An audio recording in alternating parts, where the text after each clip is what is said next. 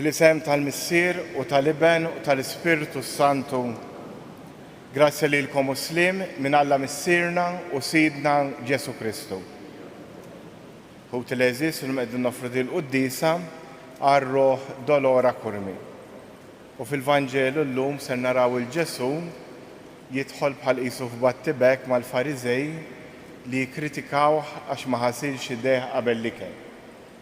Ġesu l-lum ser ifakkarna l-importanza li nagħtu lill-valuri u li nagħmlu distinzjoni bejn il-liġijiet li jagħmlu l-bnedmin u dawk li jagħmel Alla. U għalhekk biex nitħejju tajjeb bħal dan misteru li issa qegħdin niċċelebraw, ejjew nitolbu maħfra l-mulej għal dawk id-drabi li fihom inqasni. Ngħidu flimkien, nistqar l-Alla li jista' kollox u lilkom ħuti li għaddibt ħafna bil-ħsieb, bil-kliem, bil-għamil. Ħtija tiegħi, l-akbar ħtija tiegħi. Għalhekk nitlob lill-imqazza Marija dejjem Verġni, l-anġli u l-qaddisin kollha u lilkom ħuti biex tolbu għalija lill-mulej Alla ta'. Iħenna għalina Alla li jista' kollox, jaħfrinna dnubietna u wassalna għal ħajja ta' dejjem. Mulej ħnina, Kristu ħnina, mulej ħnina. Glorja l-Alla, fl-oli ta' smewiet, paċi fl-art lill-bnedmin ta' rida tajba. Infaħruk, imberkuk, nadurawk, natuk ġieħ. Irroddulek ħajra l-glorja kbira tiegħek. Mulej Alla Sultan tas-sema, Alla Missier li tista' kollox. Mulej ben waħdini Ġesu Kristu. Mulej Alla ħaruf talla bin il-Missier. Int li tneħid nubiet tad-dinja ħenna għalina. Int li tneħid nubiet tad-dinja il-qatt tal-btana. Int li qiegħed fuq il-lemin tal-Missier ħenna għalina. Għaliex int waħdek qaddis, int waħdek mulej, int waħdek il-għoli Ġesu Kristu, mal-Ispiritu Santu, fil-glorja tal-Missier Alla. Amen. Nitolbu. U Alla tal-eżerċti, kolmu l-aħjar ġej kollu minnek. Nissel fi qlubna l-imħabba lejn ismek, watina li bit-taħriġ reliġjuż tagħna tmexxi l qudiem dak li jutajjeb fina u tħarisulna bit-tħabbrik tagħna bl-għeda bibnek Ġesu Kristu Sidna li hu Alla u miegħek jgħix wisaltan flimkien mal-Ispiritu Santu għal dejjem ta' dejjem. L-ewwel qari. Ħarsu l-liġijiet tal-mulej Alla tagħkom. Qari mill-ktieb ta' Deuteronomju. Mosè kellem lill-poplu u qal: U issa Iżrael għati widen għal-liġijiet u l-ordnijiet li qed nallimkom tagħmlu, ħalli tgħixu u tidħlu tieħdu l-art li se jagħtikom il-mulej Alla ta' missirijietkom. La żidu xejn ma' dak li qed nordnalkom u lanqas naqsu minnu, qisu li tħarsu liġijiet tal-mulej Alla tagħkom, bħalma jgħid nagħtihomkom jiena. Ħarsuhom u għamluhom. Għax hekk tidhru għorrief u għaqlin f'għajnejn il-ġnus li kif jisimgħu b'dawn il-liġijiet kollha jgħidu m'hemmx poplu ieħor għaref u għaqli għardan il-ġens kbir. Għax liema ġens hu hekk kbir li għandu l-Allat hekk qrib tiegħu daqskemm hu qrib tagħna l-mulej Alla tagħna kull xejn insejħulu. Jew liema ġens hu hekk kbir li għandu liġijiet u ordnijiet hekk sewwa daqs dak kollu li fiha din il-liġi li qed nofrilkom illum jien. Il-kelma tal-mulej, roddu ħar lill-Alla, sar misponsorjali ngħidu flimkien, mulej min jammar fid-dar tiegħek, ngħidu flimkien, mulej min jammar fid-dar tiegħek, min jgħix bl-ħtija u jagħmel it-tajjeb, min jgħid is-sewwa f'qalbu, min ma jqasqas birsienu, ngħidu flimkien, mulej min jammar fid-dar tiegħek, min ma jagħmilx deni lil-ġaru u ma jajjarx lill-għajru, min ma jismax lill-bniedem ħażin, imma jweġġaħ lil dawk li jibżgħu mill-mulej, ngħidu flimkien, mulej min jammar fid-dar tiegħek. Min jislef u ma jitlob ximax u ma jxaħħamx kontra min hu bl-ħtija, min jagħmel dan qatt ma jitħarrek, ngħidu flimkien, mulej min jammar fid-dar tiegħek. It-tieni qari. Kunu intom dawk li jagħmlu l-kelma tal-Alla. Qari mill-Ittra ta' San Ġakobu Apostlu. Eżis, kull ħaġa tajba li tingħata u kull don perfett jiġi mis-sema. jinżel mingħand il-Missier, l-għajn tad-dawl, li fih ma hemm ebda tibdil u anqas del ta' didwir, għax ritu wellidna bil-kelma tal-verità biex inkunu l-ewwel frott tal-ħlejjaq tiegħu. Ilqgħu bil-ħlewwa l-kelma mħawla fikom li tista' ssalvakom ruħkom. Kunu intom dawk li jagħmlu l-kelma u mhux tisimgħuha biss u hekk tqarqu bikom infuskom. Quddiem Alla u missierna ir-reliġjon ġenwina u bla teba hija din, iżżur lil-tiema u r-romol fil-hemm tagħhom u żomm ruħek bla tinġis il-bogħod mid-dinja. Il-kelma tal-mulej, roddu ħar lil Alla. Jekk joġobkom nqumu l-iqfa l-Evanġelu.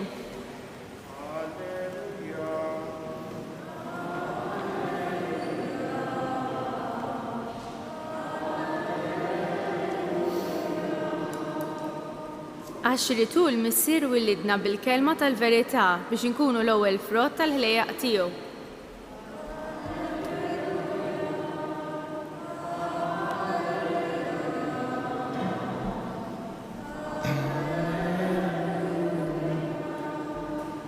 Il-mulej magħkom.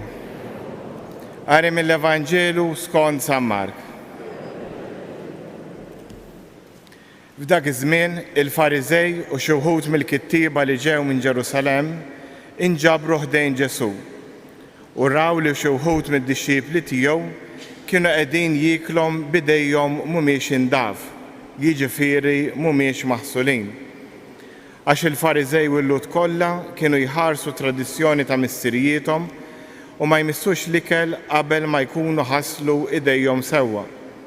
Hekk ukoll wara li jerġgħu lura mis-suq ma jiklux jekk ma jinħasslux u għandhom bosta drawwiet oħra li baqgħu marbutin magħhom minn żmien għal ieħor, bħalma huma l-ħasil tat-tazzi u tal-buqari u tal-ktieli tal-bronż.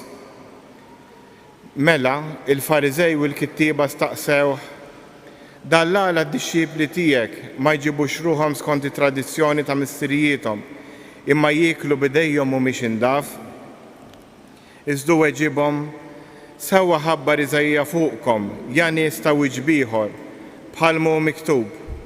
Dan il-poplu biex xuftejn biss jagħtini ġieħ, imma qalbhom hija l-bogħod minni. Firħa hi l-qima li jagħtuni, jgħalmu dottrina li mhijiex għajr preċetti tal-bnedmin. Hekk intom twarbu l-kmandamenti ta' Alla biex tħadnu t-tradizzjoni tal-bniedem. Reġa' sejjaħ in-nies leħu qalilhom, isimgħuni intom ukoll u ifhmuni. M'hemm xejn minn barra li meta jidħol fi bniedem itebbu, imma dak li joħroġ minn ġol bniedem dak hu li jtebba lil bniedem. Għax hu minn ġewwa mill-qalb tal-bniedem li joħorġu l-ħsibijiet il-ħżiena, żina, serq, qtil, adulterju, reba, ħażen, erq, libertinaġġ, ejra, malafama, supervja u bluwa. Dal-ħażen kollu minn ġewwa joħroġ u jtabba lill-bniedem. Il-kelma tal-mulej.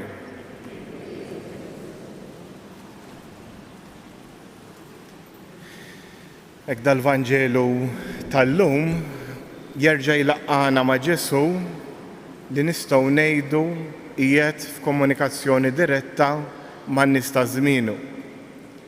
Hekk l-introduzzjoni għall-Vanġelu hija ċara. Il-Lut kellhom drawwa u permezz ta' dawn id-drawwiet ridu jinħasslu. Ridu jinħasslu qabel jibdew jieklu, jaħslu jdejhom u jekk imorru s-suq jinħasslu kollha. Din nistgħu ngħidu hi tradizzjoni li żviluppat minħabba ċirkustanzi soċjali tagħhom.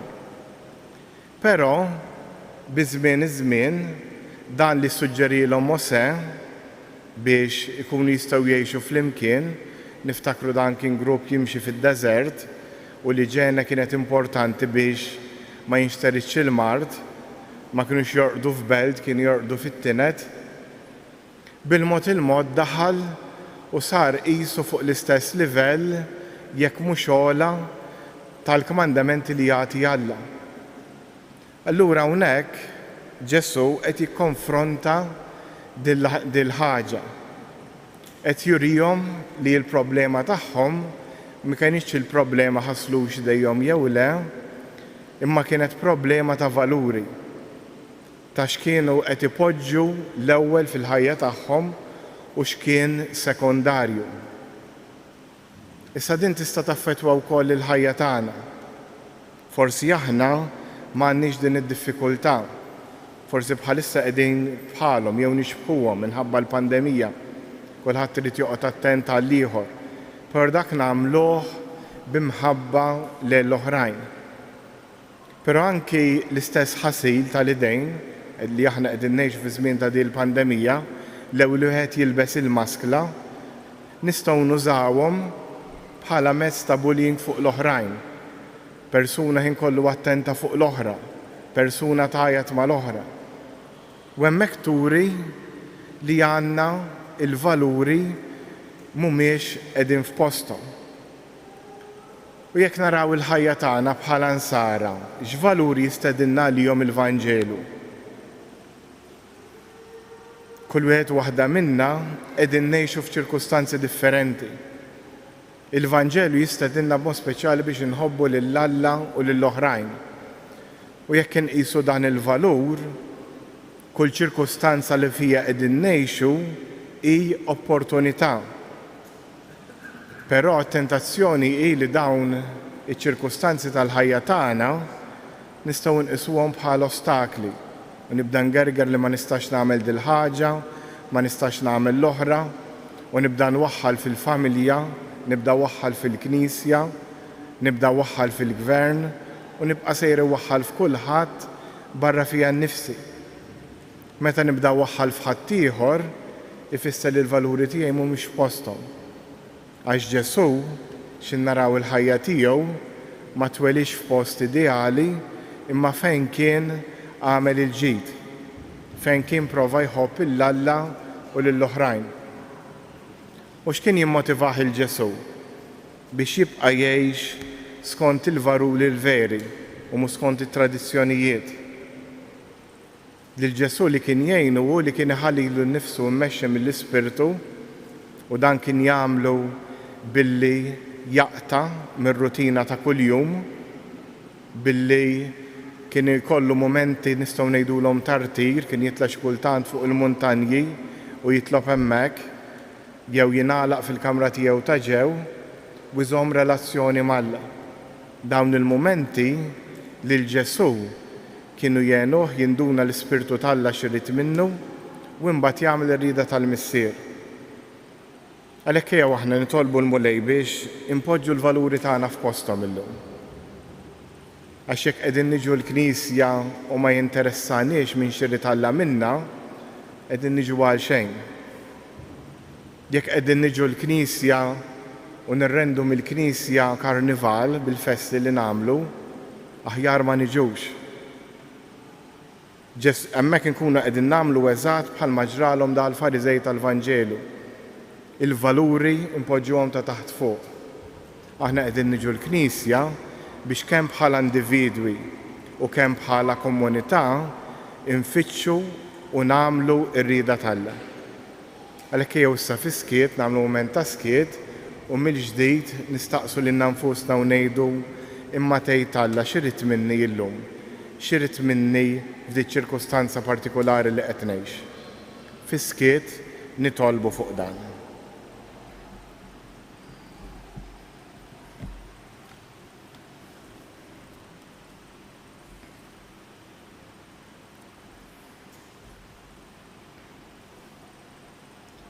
U s-sanmu bil-wifqa u nistqarru flimkien il-fidi tagħna.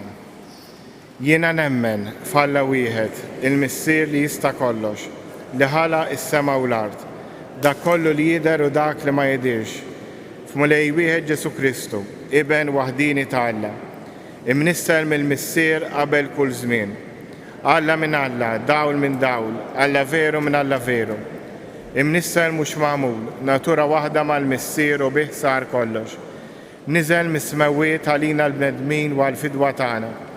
U ħal ġisem bis-seta tal-Ispirtu Santu minn Marija Verġni u sar bniedem. Bata taħt Ponzu Pilatu mietu difnuh. Fit-tielet jum għam imbelliwiet skont il-kotba mqazza u tela s-sema u qiegħed fuq il-lemin tal-missier. Għandi jiġi bil-glorja biex jagħmel ħaq mill-ħajjin u mill-mejtin. U s-saltna tiegħu ma jkollix tmiem. U fl-Ispirtu Santu mulej li jagħti l-ħajja li ġej mill-missier u mill-liben li jum imweġġaħ fl-imkien mal-missier u mal-liben u li tkellem fom il-profeti fi knisja waħda qaddisa kattolika apostolika. Nistqar mawdija waħda għal mafta dnubiet. Nistenna l-qawma mill-liwiet u l-ħajja ta' żmien li ġej. Amen. Ħuti Eżies, nersqu lejn Alla missierna li jagħtina d-don tal-kelma ta' ibnu l-waħdini li tnadda fil-ħażen moħbi ta' qalbna. Nitolbu għall-Knisja biex twassal il-kelma ta' Kristu lill-bnedmin ta' żmienna. Nitolbu għall-ġnus kollha tad-dinja biex jaħdmu ħalli tikber is-solidarjetà u l-għajnuna li dawk li huma maħqura partikolarment lill poplu tal-Afganistan. Nitolbu għal dawk kollha li bħalissa jinsabu għaddejjin minn mumenti ta' dalma ħatkun il-fidi tagħhom fik li tagħtihom il-qawwa biex jikbru fuq id-diffikultajiet tal-ħajja. Nitolbu għalina l-koll biex l-għażliet tagħna ikunu mibnija fuq il-valuri tal-fidi u mhux tant imbuttati minn sempliċi tradizzjoni. Nitolbu minn dan is-santwarju ta' Pinu birek bil-paċi tiegħek lill-familji tagħna u agħti kull għajnuna meħtieġa lill-morda u dawk li jduru bihom. Nitolbu u issa fiskiet jew resqu talbna lill-missierna tas-sema.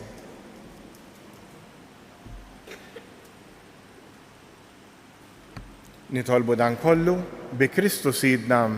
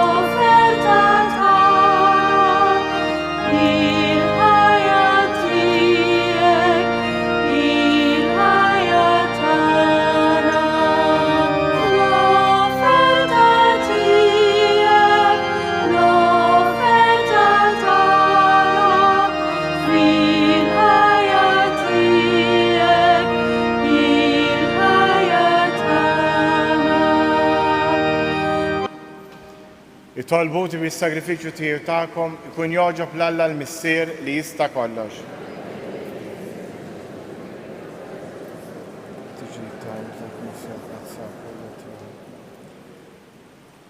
Bdej l-offerta qaddisa mulej, għatina dejjem il-barka u s-salvazzjoni u għamel li bil-qawwa tagħha niksbu l-frott tas-sagrament li qegħdin niċċelebraw. Bi Kristu Sidna, il-mulej magħkom. Nerfgħu qlubna l fuq. Niżżuħħar lill-mulej Alla tagħna.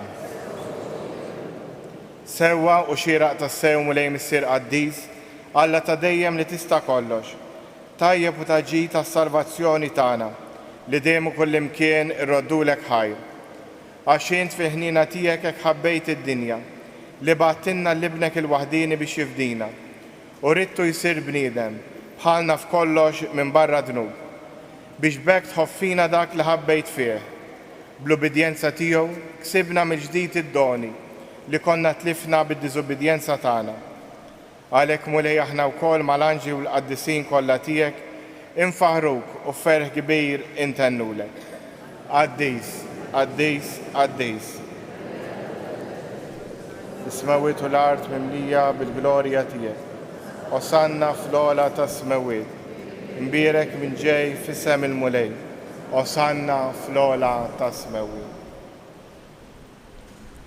Qaddis tas-sew int mulej, inti lajn ta' kull qdusija. Qaddes għalhekk nitolbuk dan l-offerti bil-barka tal-Ispirtu tiegħek biex isiru għalina il-ġisem u d-dem ta' Sidna Ġesu Kristu li meta kien se jingħata biex mirrajh ibati ħal ħobs radd il-ħajr qasam tali d-disċipli tiegħu qal ħudu u kulu l-kol minn dan għax dan huwa ġismi li jingħata għalikom.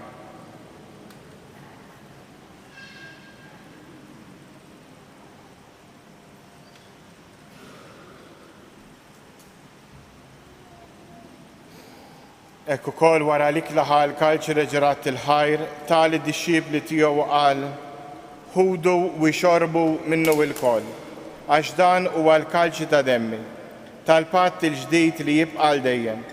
Id-dem li jxerret għalikom u għal-bnedmin kollha għal maħfra ta' dnubiet. Għamlu dan b'tifkira tiegħi.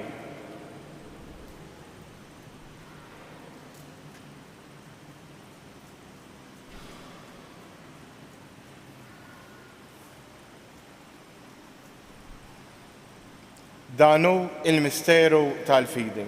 Inħabru l-mewt tiegħek mulej, inxandru bil-feħel għaw minn tiegħek, nistennewk sa ma tiġi fil-glorja. Għalhekk aħna nagħmlu dan b'tifkira tal-mewt u l-qawmien ta' Sidna Ġesu Kristu, nofrulek mulej il-ħobs tal-ħajja u l-kaġ tas-salvazzjoni, u nraddulek ħajr għax għoġbok tilqana quddiemek biex naqdu.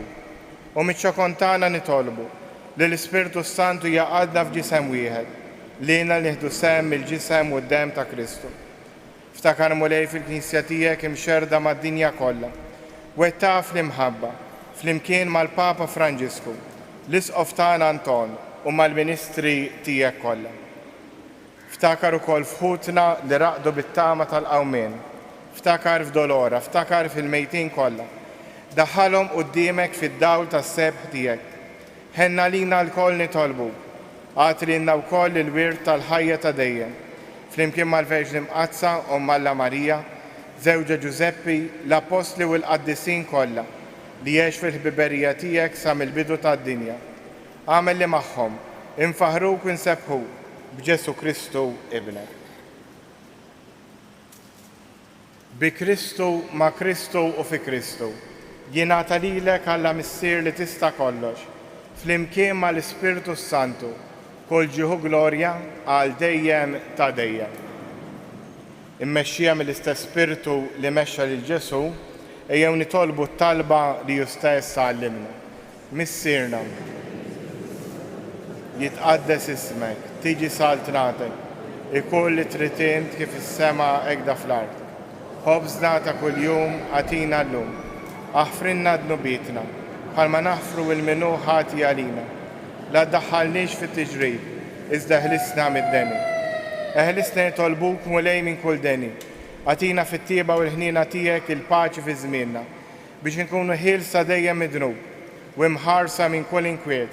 Aħna u nistennew u nittamaw il-lena u l-miġġi tas-Salvatur tagħna Ġesu Kristu.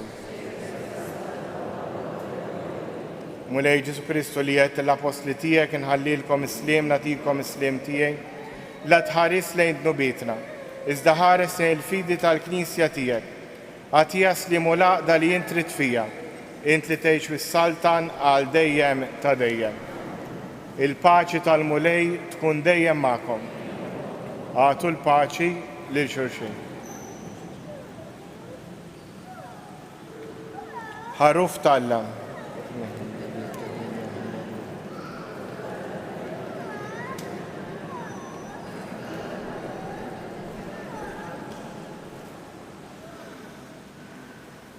Danu il-ħaruf ta' Alla, danu li jneħħi d-nubiet tad-dinja, ħen dawk li huma mistiedna għall-ikla tal-ħaruf.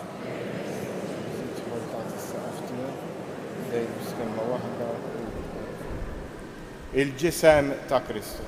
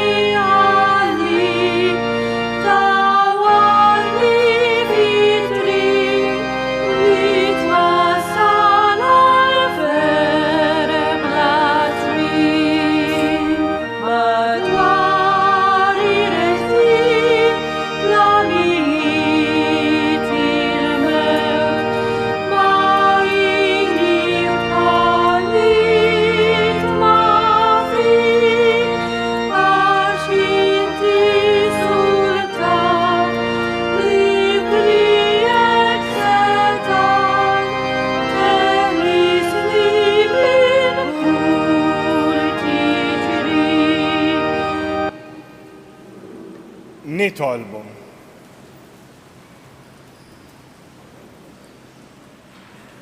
Issa li tqawwejna mulej bil-ħobs tal-mejda tas-sema, nitolbu biex b'din l-ikla ta' mħabba twetta l-lub tagħna u tħeġġiġna biex naqdu lilek f'ħutna. Bi Kristu Sidna, il-mulej magħkom. U jberikkom Alla li jista' kollox, il-Missier, l-Iben u l-Ispiritu Santu. Morru u għejxu fil-paċi ta' Kristu.